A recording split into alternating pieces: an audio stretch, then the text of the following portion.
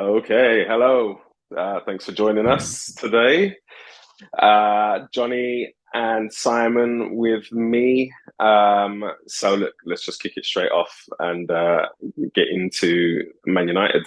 We didn't do last week. I think Johnny was maybe hiding a little bit. No, Um, no. so let's talk the Man United Liverpool. And then we'll talk about Man United scraping Yeah.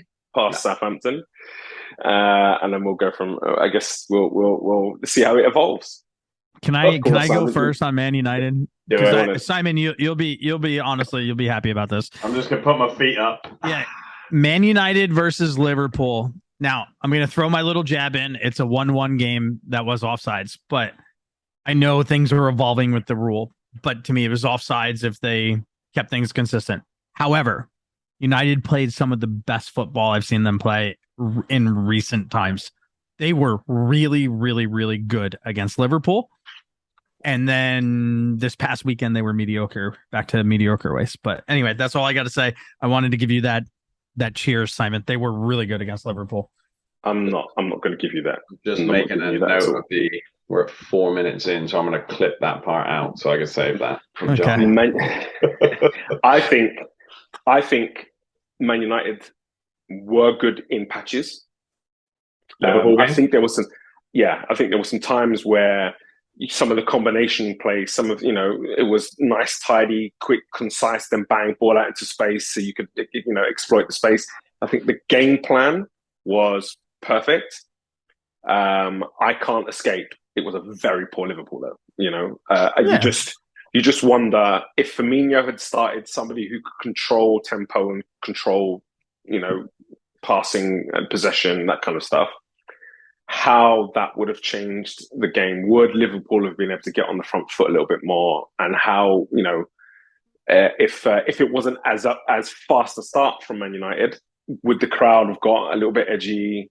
What could have happened? So, I mean, listen, Man United deserved the victory on the day. Absolutely, 100%. You're never going to get me saying anything different. The whole offside thing baffles me. This whole you're saying there's it's clear daylight and the lines are overlapping, so we're going to give them advantage, but then in other instances the lines like overlapping and we're not giving that advantage. It's all too subjective for me, and so I'm interested to see what happens when the semi-automated line stuff comes in. See how Mm. that cleans things up. Or not. I have a problem with the word semi. Yeah, exactly. Yeah. But I think overall it was a really good, really dynamic performance from a Man United team against a very flat Liverpool team. I kind of feel like as a bit of a football purist, I would love to see that Man United play against Liverpool that just played against Bournemouth. What happens in that game. That's what I would love to see. But I mean, Bournemouth have got lots of reason to be really upset with Man United because Liverpool weren't playing. But we'll get to that later. Yeah. I think let's see what Simon's got to say about his team's Liverpool performance. I mean, I'm obviously reconsidering my top four picks right now. No, no. I mean, let's. I don't think anyone who knows this game, even remotely would say that was a top of their form Liverpool team, right? And so a lot of it is going to be, it's going to have an asterisk. Hey, we got to play Liverpool. I don't know what happened to them. However, and I don't want to necessarily focus on them. I mean, this is we talked about it in the last podcast. They struggled first couple of weeks. Now, Mm-hmm. yeah, they beat the hell out of Bournemouth. Okay, great. You'd expect a response, and at three, anytime if you're Liverpool, you're playing Bournemouth, you get 3 or 4 goals up. It's human nature. Bournemouth are going to give up. Cliches aside, they just folded, right? So the 9 sounds horrendous, and it is. But we're playing we played a Liverpool team. I think we played really well. It was a lot gets made out of leaving Maguire out, leaving Ronaldo out, but it was nice to see other players getting in there. Like I thought Rashford's movement first half was great. Sancho was, like you said, Angelo, in and out throughout the game. Yeah, I just enjoyed watching him. To Johnny's point, it was just nice to see a team that you were like, all right, it looks like they've got some fight in them. And it was great, obviously, against Liverpool. The nice thing about it is there's plenty of people, plenty of teams in this league. There's going to be 17, 18 other teams who are going to drop 6 points against Liverpool, and we may get hammered by them the next time we play them, but we get 3 points off them where other teams are not going to. So that was big for us. But yeah, I mean, I enjoyed seeing Varane and Martinez together. I liked seeing no Ronaldo up front just to see, and it looked like they struggled. One thing that actually we could touch on real quick was the Liverpool thing. I didn't realize how average old their squad is. It's an aging squad. You got Henderson and Milner in midfield. Yeah, they just got run ragged. Yeah, I think Van Dijk's 30. I think Matip's 30 something. Brilliant. Van Dijk. Yeah. I think Salah's 30, 31 now, so yeah, they've got a lot of squad turnover that's needed, for sure. I think the interesting thing for Man United now, and I said to you in the week, listen, just concentrate on Southampton because that's not going to be easy. Yeah. And it was a good finish in the end. Great finish by Fernandes. But as soon as Ronaldo came on the pitch, it fell apart. It really did. That last half an hour was some staunch defending, from Man United. Yeah. And I saw a stat the other day. I saw a stat. I went looking for it. That basically I was looking at number of shots, and I wasn't actually looking at it from a Man United point of view. I was looking at it from a Tottenham point of view because there's this discussion going on about Tottenham efficiency, which we'll get to. But I was looking at the opposition shot numbers, and Man United were third most shots on their own goal, which is it's kind of scary. I understand, and this is why I said to you the other day, we've got, I think it was third most shots on goal, third most shots on target. But then we've gone out and bought a forward. I like the look of Malacia. Yeah, he looks like he was made for the Premier League. He's very physical. He's got all the physical attributes. He can defend pretty well. For me, Martinez, I still don't see as a centre back. I understand he had a good game against Liverpool. Had Nunes been playing and the ball's coming into the box a bit more, then how does he deal with that? Yeah. I also think against Southampton are a team are going to struggle in front of goal. And so, it's hard to judge. It'd be interesting to see him. I mean, we saw him against Tony. He got eaten for breakfast. It'd be interesting to see him against the likes of like Dominic Calvert-Lewin, bigger forwards, good in the air. But better than Maguire, though? If you had to pick one of them. Yeah, I think Varane, the Varane Martinez partnership is probably the strongest one you're going to get. Around, I do think Maguire has been scapegoated. He's definitely been scapegoated. Oh yeah. And I don't think he's a terrible defender. I think Arsenal went through this a few years ago when we didn't have a midfield that could receive the ball under pressure, that could that had ball security, that could take the ball and advance it. And what that did was put more pressure on the back line. And when there's more pressure on the back line, something's got to give. And I think Man United are in that phase now, where the midfield isn't as strong as it needs to be. And so, the defense are trying to play into midfield. It's getting nicked. They're under pressure. They're having to deal with all of that. I think you look back to the season where Maguire when Man United finished second. It wasn't too long ago, right? No, we were brilliant. And Man United and Maguire especially was brilliant. Yeah. You know, he did what he did, everything he needed to do. His long range passing was fantastic. He was able to advance the ball. He could carry it. He could do all of that sort of stuff. I don't know what's changed in the midfield since, but it's definitely. I think that's definitely the biggest issue they have. Does Casemiro come in and change that? Yeah, of course it does. What do you think, Johnny?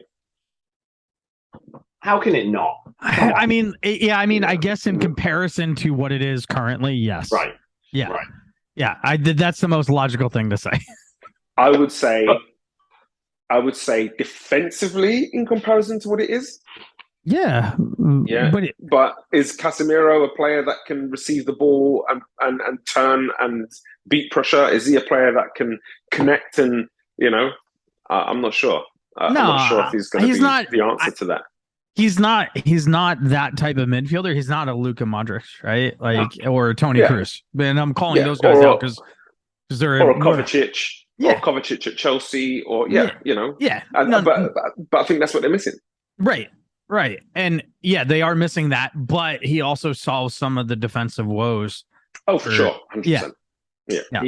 100%. You see him sitting in as a 6, right? And where obviously got some work to do, but it's not like we stuck him out on the wing at 30 years old and asked him to bomb up and down, right? So he's going to sit in there, which is what he's done for the last 11 years at Real Madrid, or 7 years, whatever it is. He's won everything on the planet. But now you free up space for other people, right? Now you can put Eriksen ahead of him, right? So he changes where other players will need to play.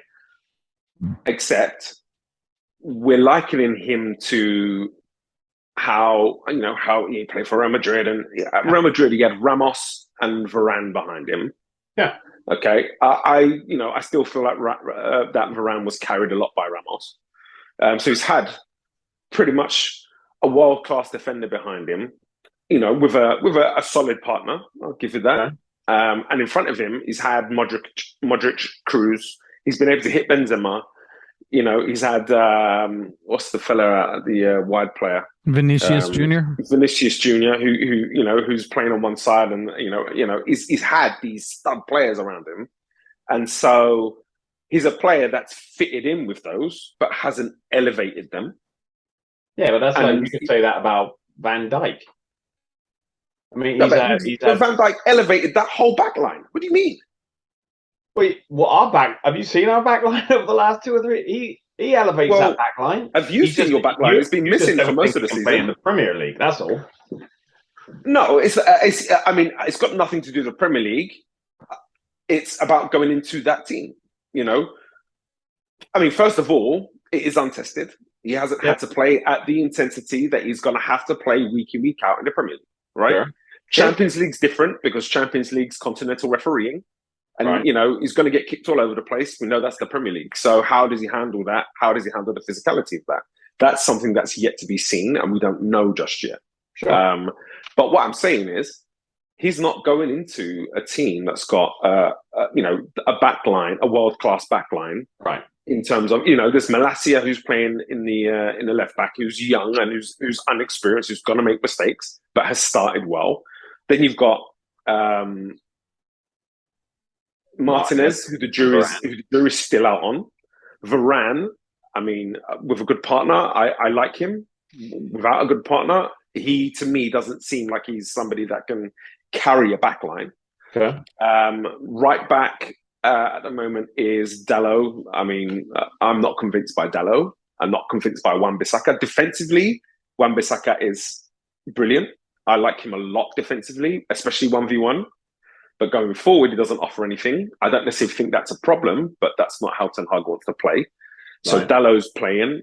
Dalot, I think, is shaky defensively, and offensively, I don't really think he adds that much. And then you look at the midfield around him. Okay, Fernandes, who's hit and miss at the moment.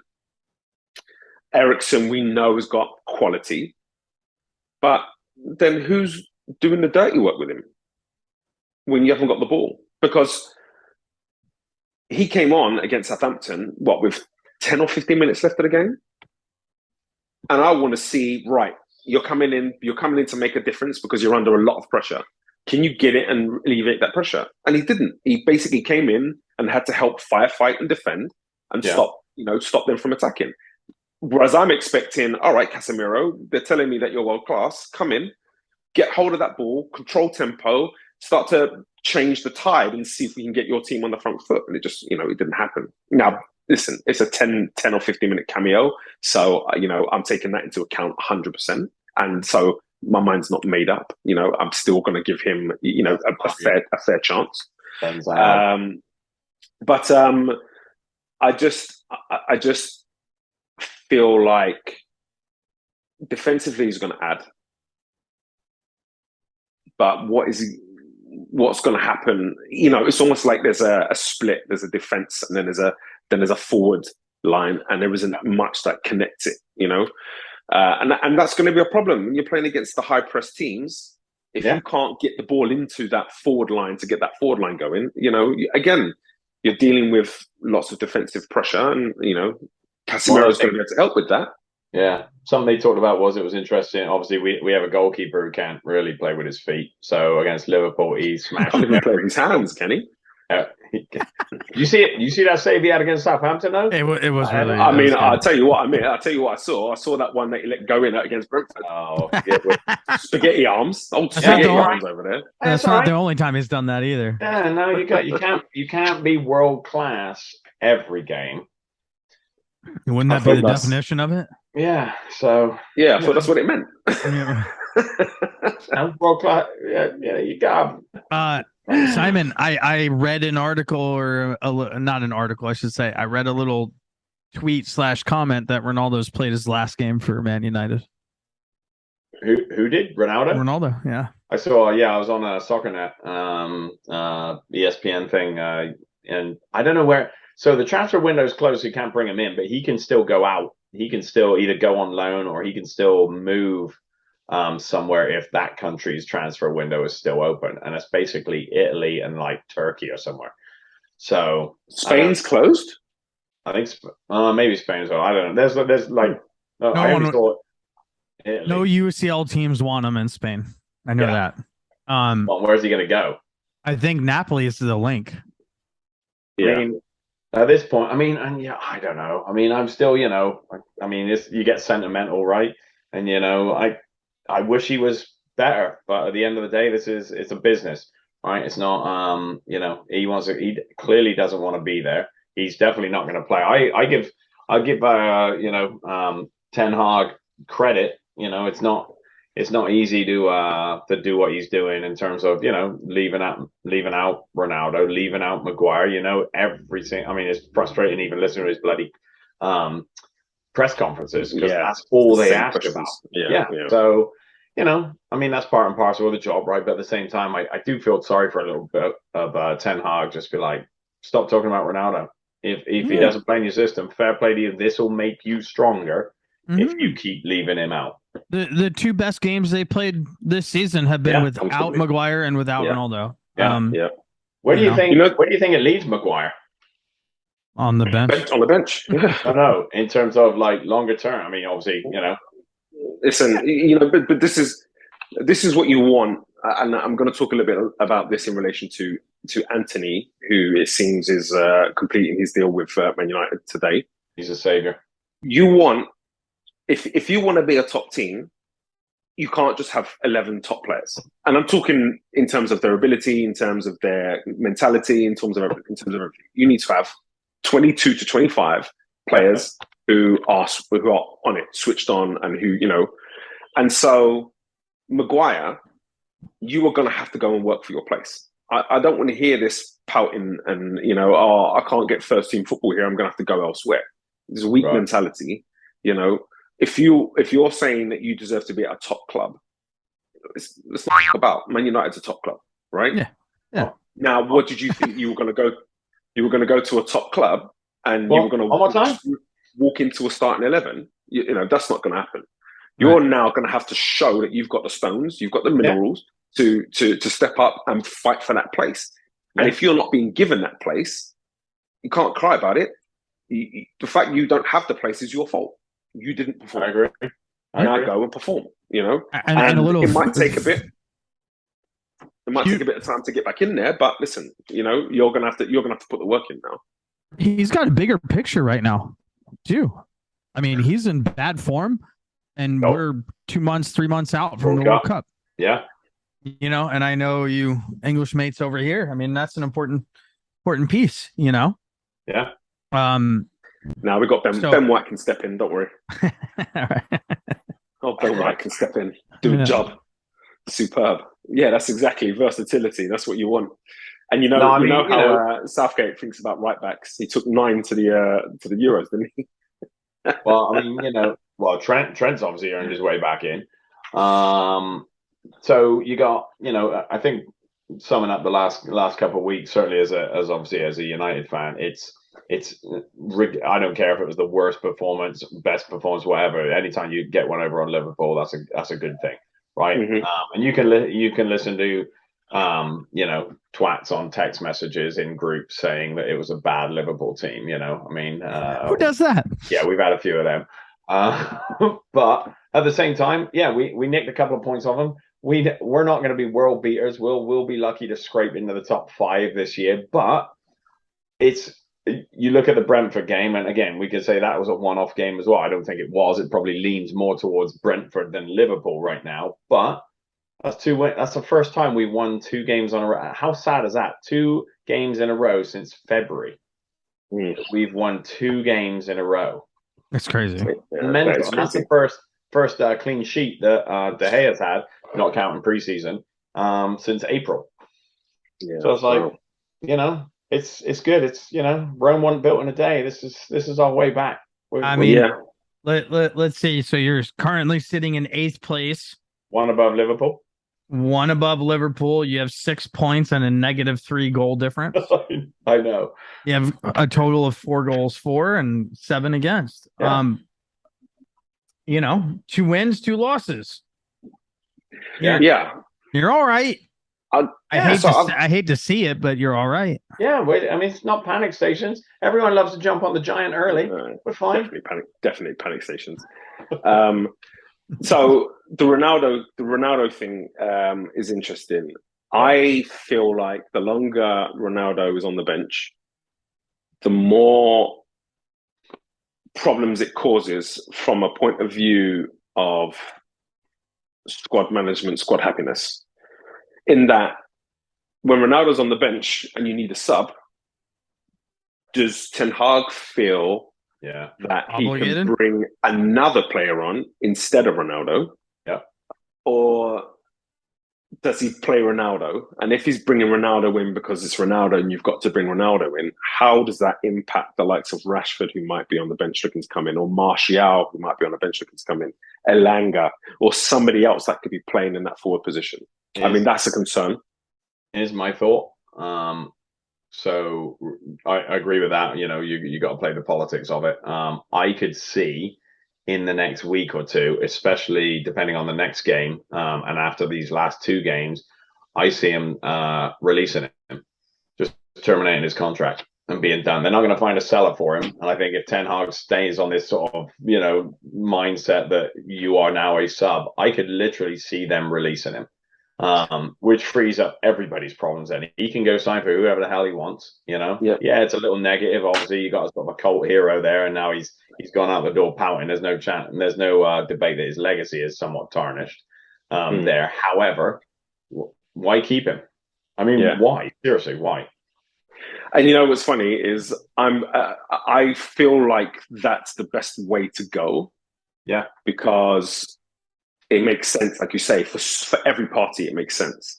Yeah. But I'd be interested in how the media respond to that, because when Arteta did it to Aubameyang, he didn't, it wasn't seen as a good decision, and he was kind of lambasted a lot for it in the press. So it'd be interesting to see what they say about Ten Hag. Arteta got called a dictator and all sorts. So it'd be interesting.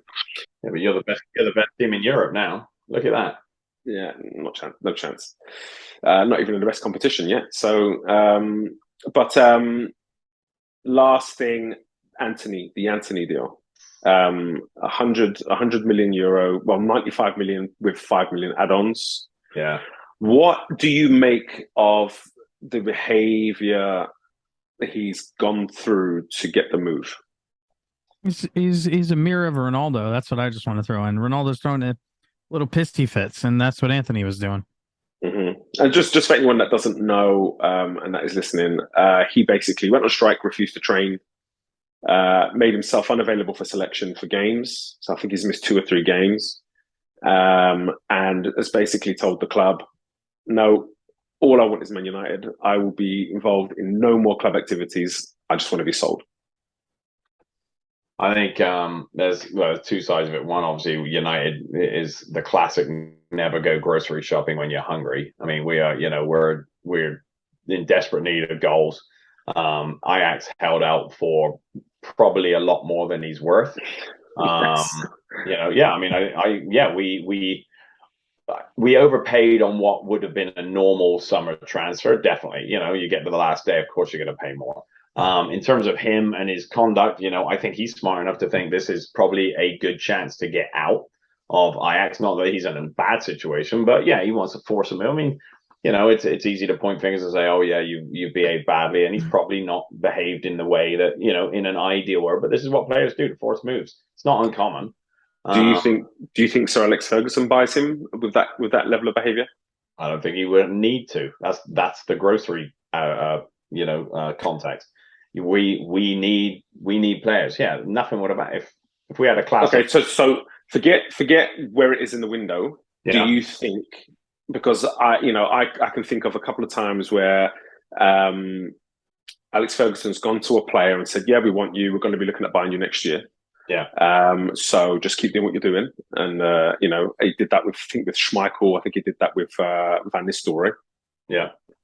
So do you think he, knowing how he likes the dressing room to be, do you think he's going to accept a player who has behaved in such a way to force a move? You look at his relationship with agents and that kind of stuff. I think he absolutely would have accepted one coming in. I don't think there's any chance at all he would have accepted that from a player wanting to leave. Okay. I don't think he would accept that. I think, the issue is always going to be, okay, players had his head turned. Yeah. And so now he's behaving in a way that he wants to get out of that club and get into your club. That's how Van Persie did it. Look at Van Persie. No, it wasn't like that. But anyway, let's say he comes in and let's say that he does well and has a good season. And Barcelona and Real Madrid start showing interest. Yeah. And he gets his head turned.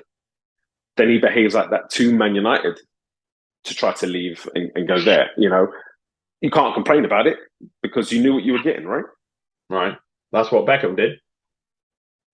What, Beckham said, I'm not training and I'm not going to play anymore. No, he did say Or did Sir Alex Ferguson kick a boot in his face and he was like, you know what?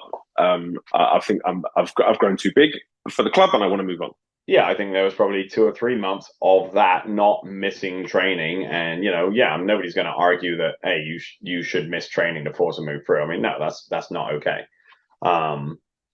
Ends to a mean. I mean, it's a different era now. It's been 10 years. It doesn't mean it's right. I'm not saying it's right. Yeah, I just for me, professionalism should be professionalism, and I understand that you want your move, but the way I always look at these things is you've done all of this good stuff to get on the radar of these clubs, and these clubs are now talking about you, and these clubs are now showing interest in you and that kind of thing. Why would you change your behavior? Yeah. Why all of a sudden show an ugly side to you?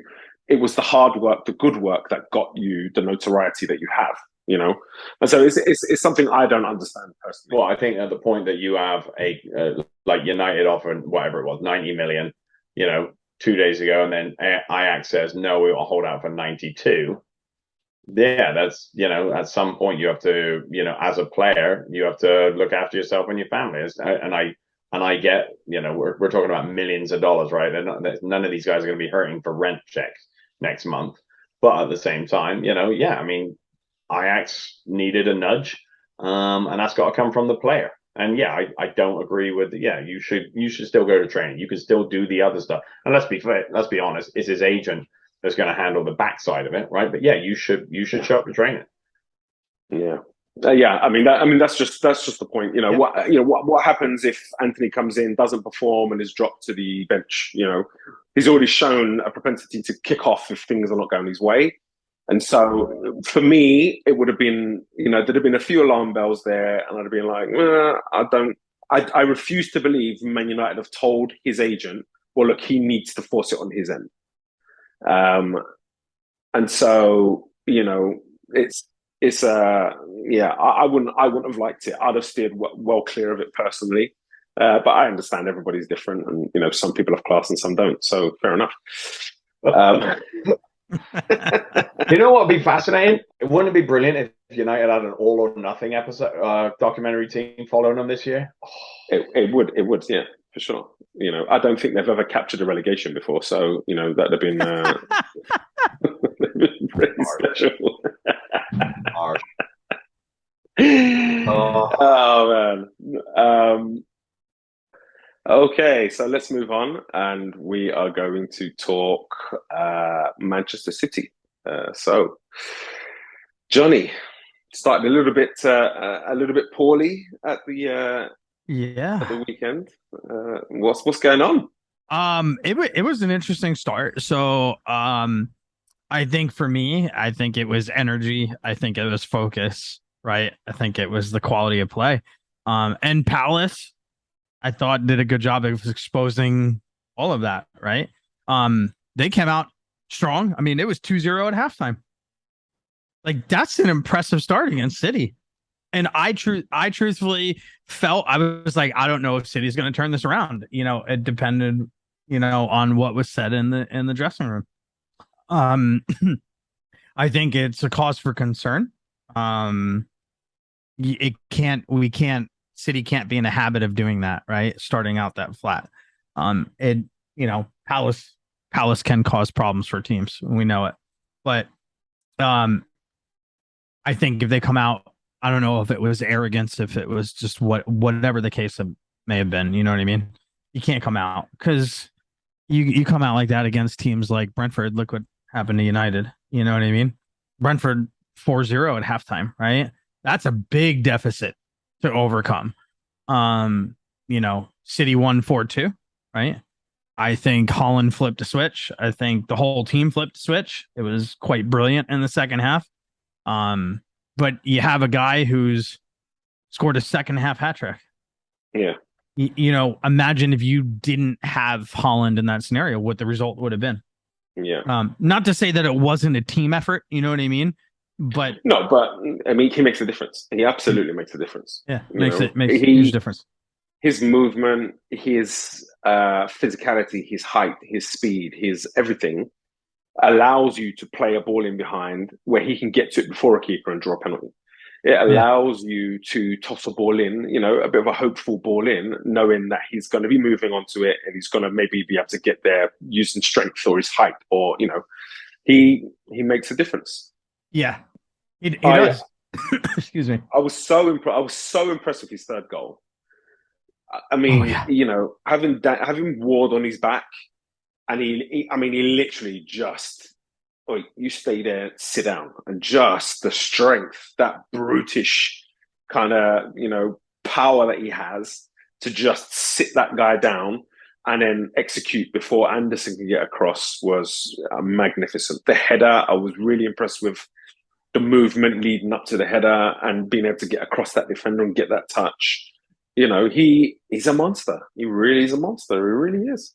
That third goal, you talk about like the power of it, right? But the composure to take that touch and the quality of that touch just to set up and just calmly just slip that ball in.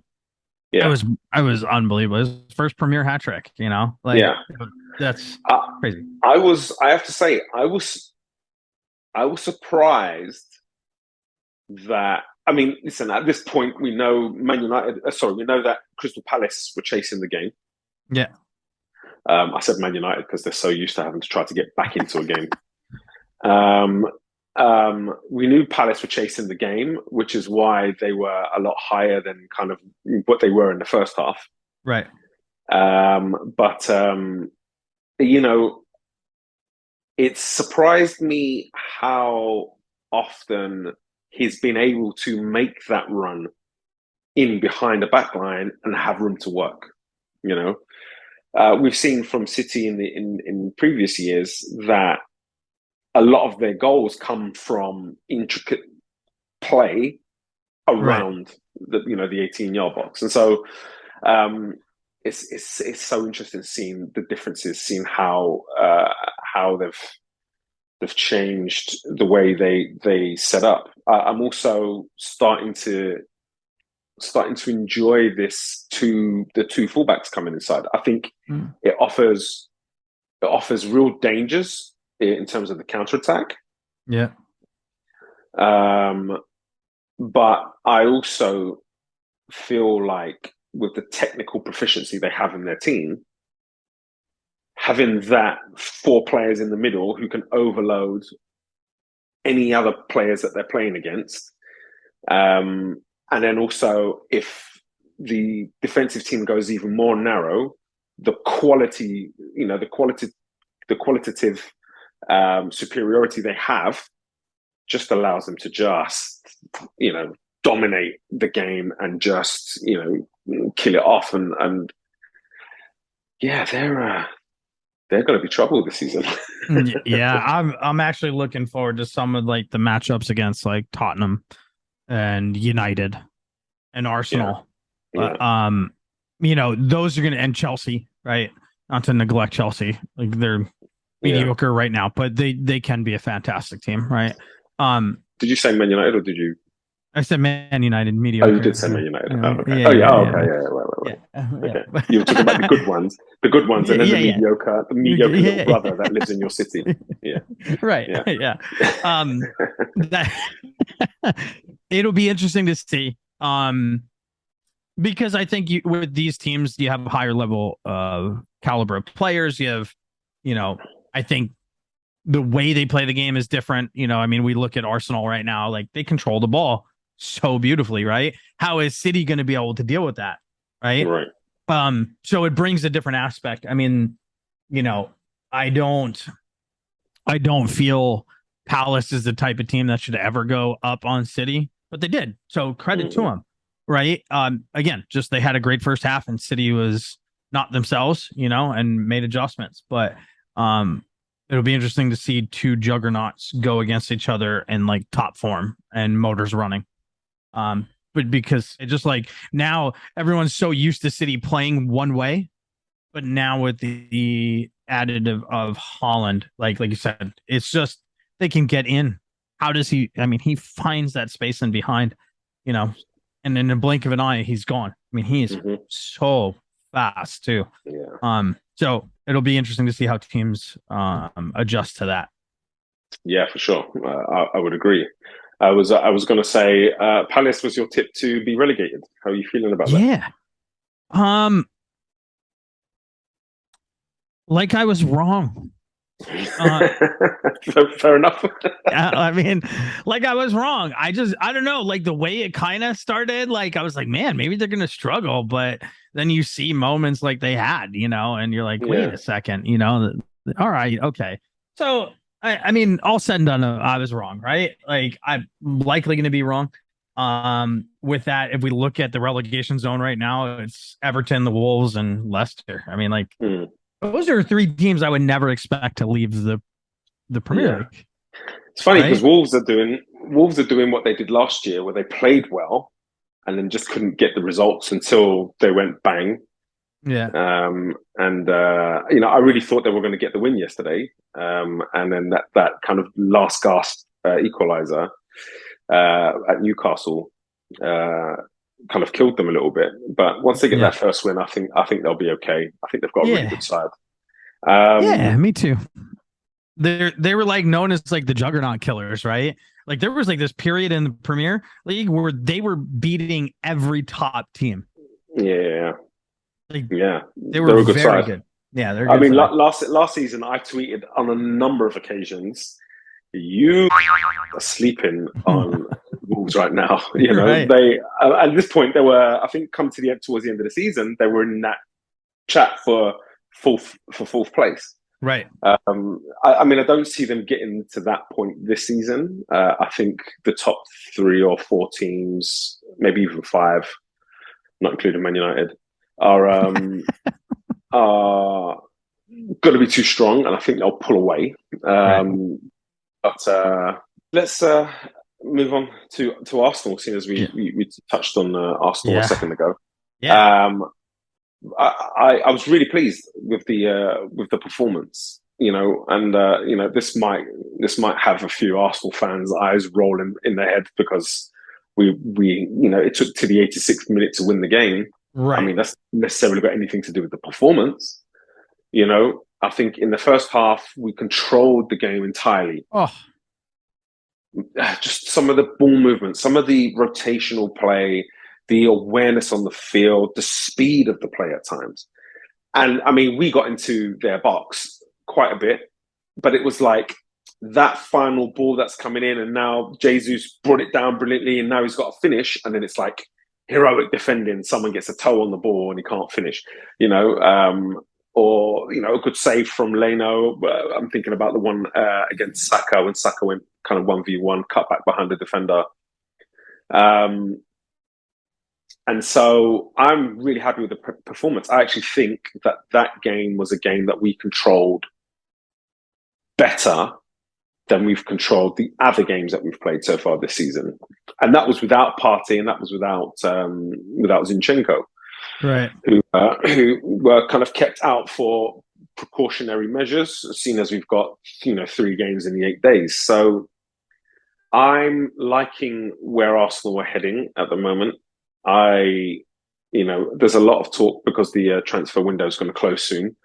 There's a lot of talk that Arsenal are in desperate need of a centre midfielder and a desperate need of another wide player to cover kind of Saka or Martinelli.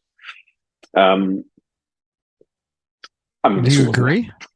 It's always nice to have extra players, but like I say, you know, we were our most dominant.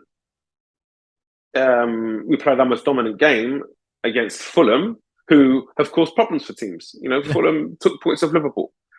And so we've been really dominant against them. You know, hardly gave them anything. We literally gave them their goal, and other than that, I think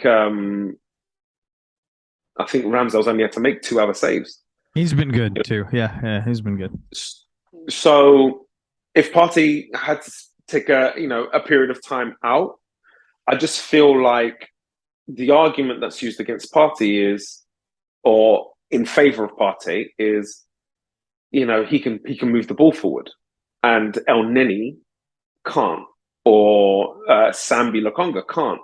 And I'm just like, yeah, but we've got Ben White who can. We've got Saliba who can.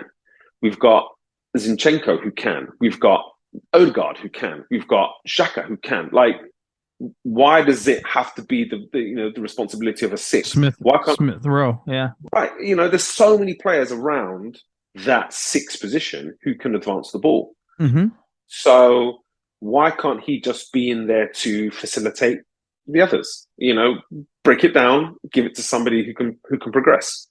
You know, receive it. He's very good at receiving and keeping the ball moving, and his pass selection is usually very good, which is why he's, in terms of pass completion, he's like one of the top players in the Premier League over the last 4 or 5 years. You know, he's very efficient at what he does, and his game isn't to progress. So why not just let him be in there, do what he does, and give the ball to those players who can progress? Right. You know, when he doesn't have the pressure, he can progress the ball very well. Right. So if the game plan now is, I'm going to take away all of the creative outlets and let him have the ball, because, you know, the ball won't go forward. But that's not true. He'll you know, with time he can find a forward pass. So do I agree? It's always nice to have extra players Right. of high quality, where you can kind of rotate and you don't know what the starting lineup's going to be, because there's quality in depth, which is something we haven't had in a long time. I still prefer to keep that starting 11 consistent, but I don't think we need to be rushing into the market. I think we need to find the right player who fits the profile, who is young, who is going to be somebody that can get some minutes and learn the system over a couple of years before taking over. Right. Rushing out to go and buy somebody in a panic, I think is. This is what Man United's doing, and they're being absolutely just reamed out. Yeah. For prices, I don't think that's the way to do it. In terms of Saka, Martinelli, I think we've got Vieira who can play on that right-hand side. We've got Marquinhos who can play on that right-hand side. On the left-hand side, we've got Martinelli who can go out there. We could move Saka out there and bring Vieira on the right. We've got options. Are they going to be of the quality of a Neto, for example, that we're looking at? I don't know about that. I think Smith Rowe's brilliant, and would deserve a chance to kind of deputise for Martinelli. I think I'd like to see Marquinhos. I'd like to see Vieira. So again, we've been linked to Zaha from Palace. I'm just like, why? Why bring in Zaha, who's 13 November, to come in, who's going to have to learn, the positional play as we play it, which takes some time. And he's not going to get to do that often in game because he's not going to, Martinelli's not going to be dropped for him. And he's maybe got 2 or 3 years left. So we're going to spend all that time in getting him ready for, to challenge Martinelli for that place. And then he's too old. And we have to bring in a young player to then start to train them again. I think it's just a waste of time. I've actually got something I want to ask. I don't know if you've seen the celebration police have been out in full force and have been on Arsenal's back about them celebrating a last-minute win against a pretty good Fulham side. Yeah, what's your take? Do when you score a last gasp winner, when you've given away a goal in the circumstances we gave away that first goal, and we've come back to turn it over and win it, which has given you your 4th win in a row and has kept you 100% in the league, do you think you should be allowed to celebrate that? 100%. 100%. The game's emotion. Like, it's emotional.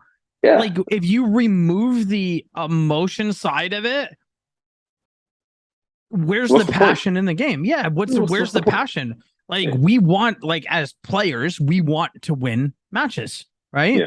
I don't go out there to draw. I don't go out there to lose. Like, I go to win. And like, if you're winning 4-5-0 at that point, do you need to like go celebrate and rub it? Nah, you get your boys, you give them a little hug, and you go back to the your own half, right? But the game was 1-1, and you scored the game winner in the last couple minutes, right? Mm-hmm. There's going to be a high amount of emotions exploding, and you need to be able to celebrate. Like, if people get offended by that, you didn't play sports, right? Well, didn't play sports, period. Probably, yeah. Like, okay, so you played flag football in your backyard with your buddies. Congratulations. Like, you don't know what it's like for these athletes, like, to give their entire life to a club, a sport. And when you win for that club, that means the world to you. It's your second home. Most of these guys spend more time at the club than they do their own home. You know what I mean? Right. Physically. Mm-hmm. And around the players, their teammates, or they become a part of a family. And when you win together, it means something, and when you take that away from it, what are we watching? It's entertainment. Yeah. And, just going back to kind of, what football means historically, it's a time where you've been working hard all week. You're now weekend comes, you want some entertainment, you want to blow off some steam, so you go to a game. It's usually, when football first kind of started, it was town against town or city against city, and there's rivalries there. And you've got pride where you live, and you've got pride in your town, and you want to, show that pride by supporting your guys and making the loudest noise and showing that you're the greatest support. And all of this stuff, all of these historical contexts that come into play, add the emotion. And it's like, for me, one of the reasons I've supported Arsenal and love Arsenal is because I grew up in the community. Right. And the community was a hard-working, tight-knit community. We used to have a lot of people who were always kind of around each other, who would support each other, who'd help each other, and that kind of thing. And for us, Arsenal embodies that. Arsenal embodies our culture, our community. Right. So whenever we get to support our club, we're supporting the community, we're supporting our upbringing, we're supporting, our values, we're supporting all of these things, which is something to be proud of. Yeah, exactly. Yeah, they went up against another team and they won, add the context of last year, the terrible start to last year, how we've been written off, over a number of years, and how we've got this rebuild that's starting to come together, and the excitement behind that coming together. And I just think it's old kind of dinosaur, archaic views from people that probably shouldn't be involved in the game at this stage, who are just talking absolute rubbish and just looking for a reason to be outraged by this young manager who has the audacity to, and these young players who, are at the beginnings of their career and haven't achieved anything. And who do they think they are, behaving in such a way? And you celebrate, it's just like, listen, it's enough. It's enough. Yeah. A lot of these people haven't been involved in the sport at the top level, especially the modern game. And so it's quite ridiculous. We don't want a golf clap. Like, I don't right. know. I mean, like, look at the fans blow up. It looks like an explosion in the stadium when your team scores like the opening goal and a game-winning goal. Yeah. If you're tied or behind, it's craziness, right? Yeah, and to see that, like, that's what fans pay for. They want that emotion, right? And they earn it. So, like, when the players are feeding off of that, I mean, you played, I played, and like the times that I went absolutely ballistic as a player were when the crowds were huge and energy, when they were like rooting and chanting and stuff like that. And like players, you feed off of that. And like, the stadium just blew up when they scored, like they're going to celebrate. Let them enjoy the moment. Yeah. I don't agree with like people that are like, oh yeah. Good job. I mean, yeah. It's not youth soccer where you like, you know what I mean? Like, you don't need to make a bigger deal at youth soccer, and that's a whole nother like conversation, right? But like, as players get older, their emotions become stronger, more in tune. And you see that, I mean, you see it. And I mean, we're talking about the elite of the elite, the professionals. Yeah, absolutely. I mean, it's their livelihood. That's their job. So they're going to be happy when they do a good job. Yeah, well, I mean, some people just can't stand it, It's funny, though, because this narrative has been going out, from some of the kind of, pundits, famous pundits, let's call them that. But when Spurs got their second goal against Nottingham, they played this weekend. Yeah, against Forest, a newly promoted Forest, and ran into the crowd and celebrated with the crowd. Harry Kane picking up a yellow card for leaving the field and all of that sort of stuff. Nobody's saying anything about that, right? Which is a great segue onto talking about that pile of dross down the road from the Emirates. I think there's massive problems there. Yes, massive problems there.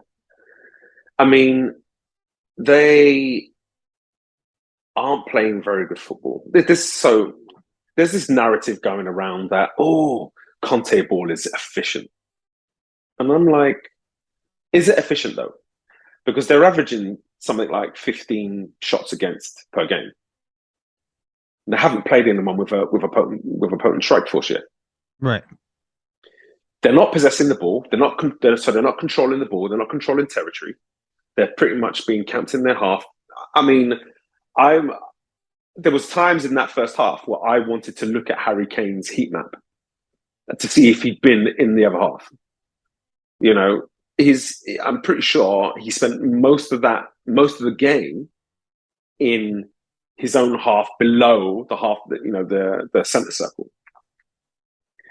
And I'm just like, I understand that you want to counter, but come on, this is Nottingham Forest.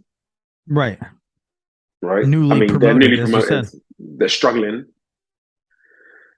I mean, it's beyond me. It puzzles me. I think they're going to go up against a few teams who've got a decent strike force, who can put the ball in the net, and they're going to try that and could find themselves down a few goals and having to open up to try to come out. And then the question becomes, when the other team goes into a low block, can they break it down? No. As of right now, no, I don't think so. Struggling. They are struggling. All of their creativity is gone. And Ndombele's gone. Lo Celso's gone. So, I mean, I just I'm puzzled as to why they're getting the plaudits they're getting. Are they defensively organised? You could say yeah, because they're not conceding a lot of goals. You could say yeah, because they aren't allowing a lot of shots on target. But you look at the expected goals against them, that's not that great. And you look at the number of shots teams are having just because they're not hitting the target. It's I think it's a massive problem there, I really do. And I must say, not really delighted by it. So they barely beat Wolves. 2-0 against Forest, right? And 2-2 against Chelsea. Yep. And we know what happened in the Chelsea game. They were pretty much given 2 goals. There's a foul in the build-up for both of the goals. Yeah. And so, that's pretty lucky. And Chelsea aren't potent. They're not a potent team. No. Especially in their forward line. So far this season, they've had 1 forward score, and that was this last game, and that was Sterling picking up 2 goals. Prior to that, it's been all defensive and midfield goals. 1 was a penalty, So they're not the most potent team going forward. They're going to come up against a team that's free-flowing, free-attacking. Forest made them look abject so often. Forest were able to get to the edge of their box and get into their box so often yesterday. I can't.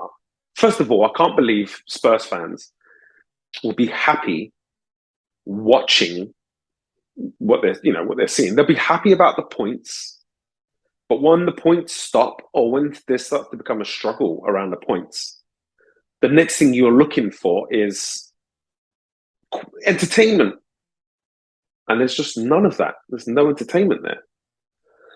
So yeah, what do you think of Harry Kane? 200, I think, third. Is he the third now? Highest goal scorer. Goal scorer. Yeah, I think so. And it was funny. I saw this on Twitter, and some lad was like, "Who cares? He hasn't won anything." They were like, he's had the most. I'm one of them, by the way. Right, overrated career. You know what I mean?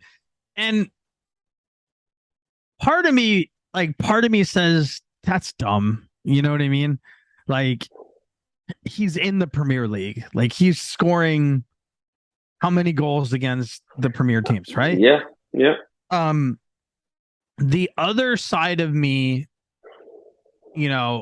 says, I feel for this guy. He's been loyal to Tottenham. He's been loyal. Mm-hmm. He's he's Messi, right? In a weird way, in that same him and Messi in Barcelona. People are like, they're trying to diminish Messi's accomplishments and careers because he has only played for Barcelona until recent, right? And there's a huge difference between them, and that was that while Messi was out there just slapping people all over the place for goals, his goals meant something, right? They were winning. They were the winning goal in cups. They were the winning goal in big games. They were the winning goal, in games that led to them being able to win a league or that kind of thing. And Harry Kane is a phenomenal goal scorer. You can't question it. And he's very good at what he does. Right. But the question is, what is the point in him having spent a career being really, really good at what he does, but it didn't actually get anything for him? Right. It's like you're working in a store or retail or something, and you're the top salesperson, but you never get a promotion. What's the point? What's the point in it? Yeah, all right, there's money, but he's getting money. He's going to get his money. And he might be salesperson of the month or player of the month every now and again, or top goal scorer, which is great for him personally. But, when you look back and you're looking at the likes of, you're talking about the greats. You're looking at the likes of Alan Shearer, you're looking at Wayne Rooney, you're looking at Thierry Henry, you're looking at, Van Persie, Ruud van Nistelrooy, Andy Cole, some of the great goal scorers, Sergio Aguero. And then you've got to say Harry Kane, and he doesn't fit because no Premier League title, no FA Cups, nothing, and so it's kind of like, well, what's it all for? I agree. That's some serious logic, right? I'm a loyalist in a lot of ways. I am very loyal to things that I love and dear, very much, right? And so I think I relate to Harry Kane in this way. It's like, you know what? This club helped me be me. You know what I mean? He's an international, right? Plays for England, and this club and all of that helped Harry, So there's that side of me that's compassionate and empathetic to all of that. I would hate to leave my club that did all this for me. But at the same time, I also agree with you. It's like you can't mention those players because they're here. And then you have Harry Kane, who's goal-wise has done, the same, if not more, right? Mm-hmm. But hasn't won a bloody trophy. Look, here's the way I see it, because, we're coaches. It'd be like you've got a really good team who are state championships, who are state champions, who go on to become region champions, year after year. They're out there, they're doing it, they're growing as players, they're showing their quality, but then none of them goes to play at college. Right. What's the point? Exactly. And whenever you talk to these people, they're always going to come back to, oh yeah, but when I was at PCU, I won a state championship. And it's like, okay, well, yeah, I won the state championship every year for 5 years. Okay, and so why didn't you go to that? Were you not good enough to go to that next level? What happened? And there's always that doubt. There's a player from England, Matthew Le Tissier, who played for Southampton. And the guy was unbelievable. Okay. For all of the listeners out there, if you haven't, you've got to go and just Google him, Matt Le Tissier, Southampton from the 90s. Some of the goals this guy scored, outrageous. Volleys, top corner, chipping keepers, and just an absolute technical beast at the time, when technicality in the Premier League wasn't a thing. But he's never spoken about with the greats, because how much did he win? Nothing. Right. No. Nothing in his career. And I guess maybe because he was at Southampton, he never really got into the international scene either. And so hardly any caps, no team trophies. You got a few goal of the months, but a few Southampton Player of the Year awards. But it's like, wait, we've seen one of the best talents ever to grace the Premier League, and he's got nothing to show for it. It's just it boggles the mind. It hurts the soul. I won't go as far as that with a Spurs player for me, but it's I just think it's a tragic waste. He could have gone to a Man United and made Man United something. His goals would have counted there. He could have gone to City and won everything. Right. He could have gone to a Chelsea and just elevated them to a point where they could be challenging for league titles with the likes of Liverpool and Man City. But in the end, he's spending his time fighting for Champions League, never quite getting there. Never, he's been in some finals. Yeah. Oh well, you know what? Let's get a open top bus parade for the finals that they've played in, and let's put out a DVD. It's just, what's the point? Does Harry Kane's 28 now? 29? I think it's 29. Yeah. Yeah. He's maybe gonna pick up. If he's gonna go, he's got to go this year. And yeah, right. Right. You're at the end of it. Otherwise, you're just gonna be, a Ronaldo, and you're just gonna bounce from team to team, just trying to stay in the Champions League because you're scared someone's gonna steal your all-time goal scoring record for Champions League. But this is the thing. Even for him, what he can't say I need to bounce around from team to team to be in the Champions League. I need to be in the champion. There's no pedigree behind you for why. What's the point of being in the Champions League and not winning it? Right. Or not having won anything. I wish Harry Kane won something. Honestly, I do. Yeah, I also think you never say those words. You will never hear me say those words. That's I'm also thinking outside the perspective here. I don't wear Arsenal. You know what I mean? So it's different. I do. Yeah, I know. Look at it. I do, because I think Harry Kane's a good person too. You know what I mean? There's just I don't know. You never hear bad shit being said about Harry Kane. Besides that, he can't win trophies. It's because you don't hang around with enough Arsenal fans. That's why. you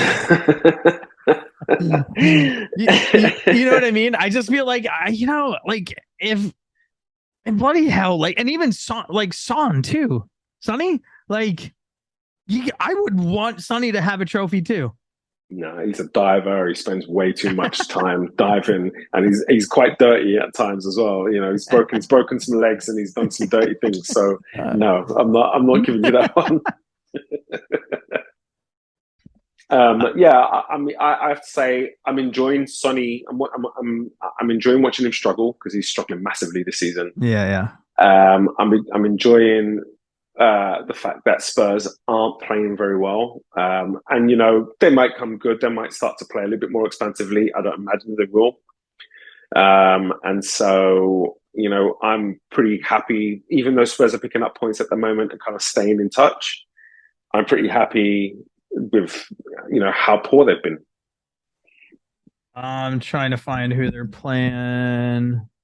I think they've got they West Ham, Fulham, and West Ham. Is that right? Yeah. West Ham on Wednesday, I think. Yep. Fulham. Yeah. And those are going to be two tough games. Two tough games.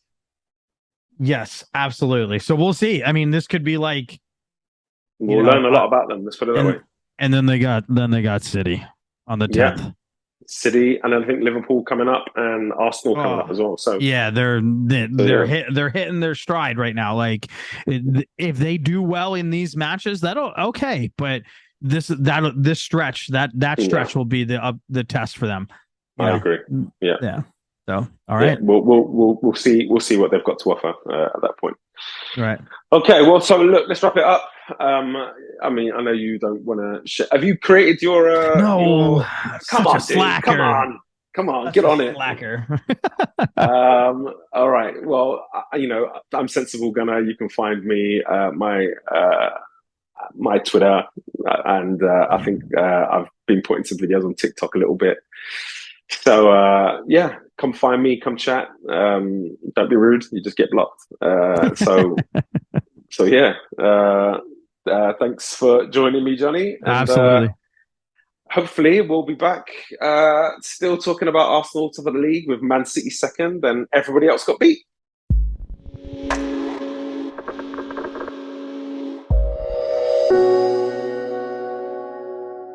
Thank you so much for taking the time to watch my video. Please like and share.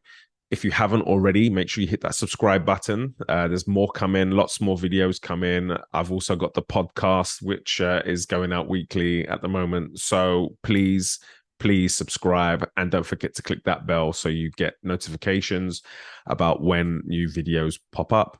All that is left to say, come on, you Gunners!